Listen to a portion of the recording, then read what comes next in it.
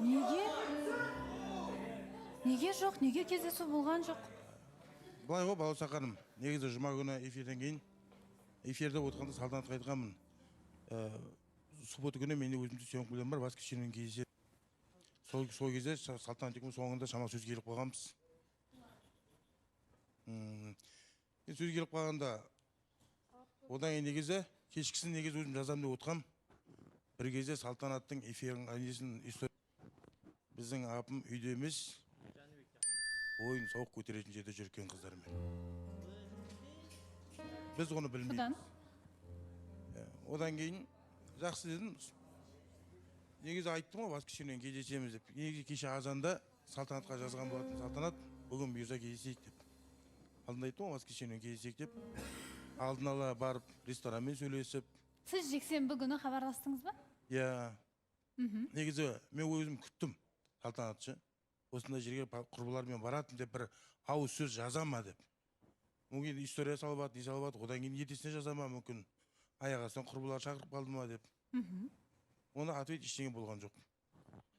Сосын воскресенье күні таңертең өзім жазып жібердім. Оянғаннан кейін қалайсың деген сияқты. Өзім әуетте тұрдым негізі. Сөйттім, айттым, жақсы деген келіскен сияқты болды. Сөйтіп ресторанмен сөйлесіп, подаркымды алып барып, оркестр жалдап, Баласақан бір әдемі романтический вечер өткіземіз деп. Бәрін сөйлесіп қойып, енді жолда кетіп бара жатқанда адресімді айтсам, у меня план изменился дейді. Қазақша айтсаңыз? Иә, басқа пландарым шығып жатыр деді. Енді былай айттым, Баласақаным көнбеді. Енді не істеймін? Содан кейін үй жаққа қайттым. Үй жаққа барғаннан қайтадан жаздым. Мүмкін шығарсың, ағам үйіне барайын деп жатырмын деді. Мен айтамын, онда қайта машинамен жүрмін. Бар апарып алып келейін. Су кетіп жатыр, қайта соны бар істеп берейін. Жоқ, ояққа мамам келеді. Көнбеді, былай тарттым Баласақан. Алған сыйлығымды құшақтап жаттым да қойдым түнімен. Салтошым осы екен ғой деп. Алған сыйлық деп жатсыз, енді оркестр дайындап қойдым деп жатсыз. Әрине болмаған әңгімені айту оңай, бірақ негізі шындығында қалай болды?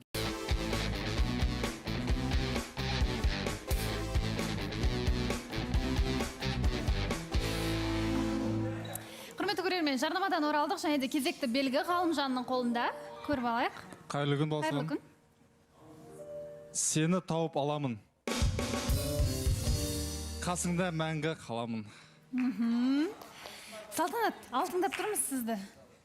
Я енді Баласақаным ренжіп айтып отыр ғой қазір, Ренат. Мен ең басынан айтып берейінші қалай болған. Осы жерде біз осы ортаға шыққаннан кейін келесі күні осы жерге қазымдар қалап келіп, мақтанып, соны көрсеттім.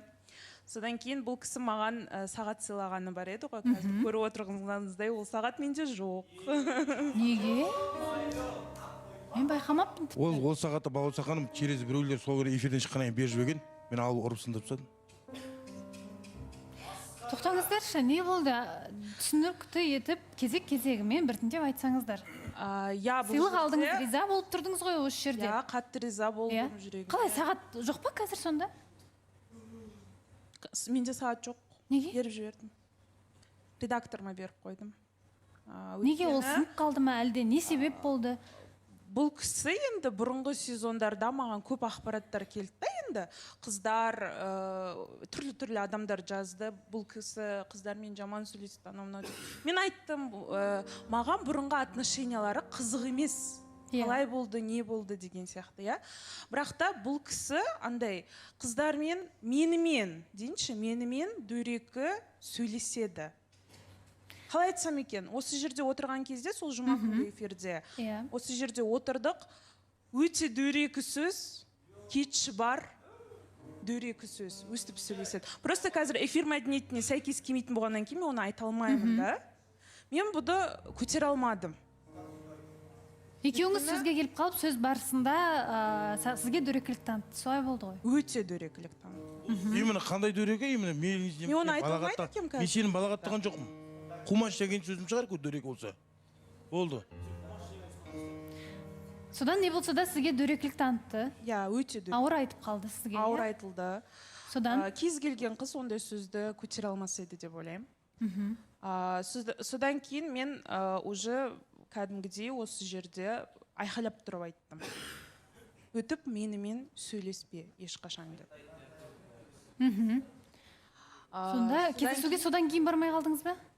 Содан жоқ, бұл жерде жағдай былай болды. Содан кейін мен сағатымды беріп тастадым. Бұл кісі жарнама кезінде сол күні эфирде андай ешқандай сөйлеспейміз да бұл жерде эфирде. Біз қалай ортадан шығамыз, орнымызға отырамыз. Бітті, біз бір-бірімізді танымайтымыз да.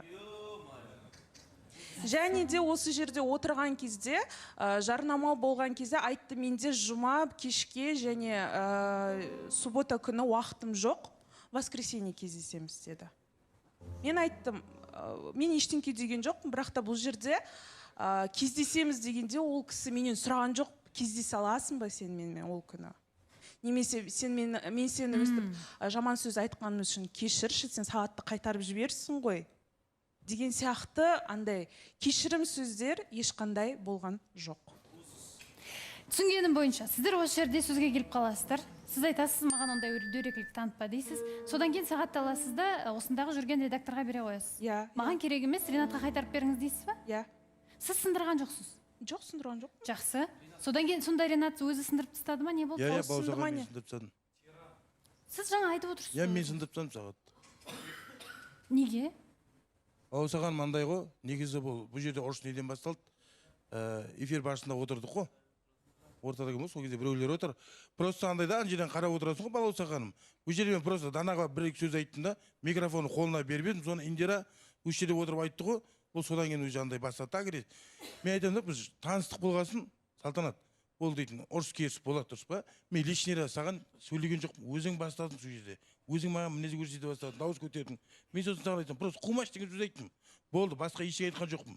Мен лишний Данаға барып, сыбырлап бір нәрсе айттым ба, или басқа бір нәрсе движение жасадым ба? Мен просто микрофон ала алмай отырсың ба? Мен микрофон ұста дедім да, болды, кетіп қалдым. Болды, оған лишний артық сөз айтқан да жоқпын. Просто сол жерде Данадан қызғана бастады Бауырсақаным.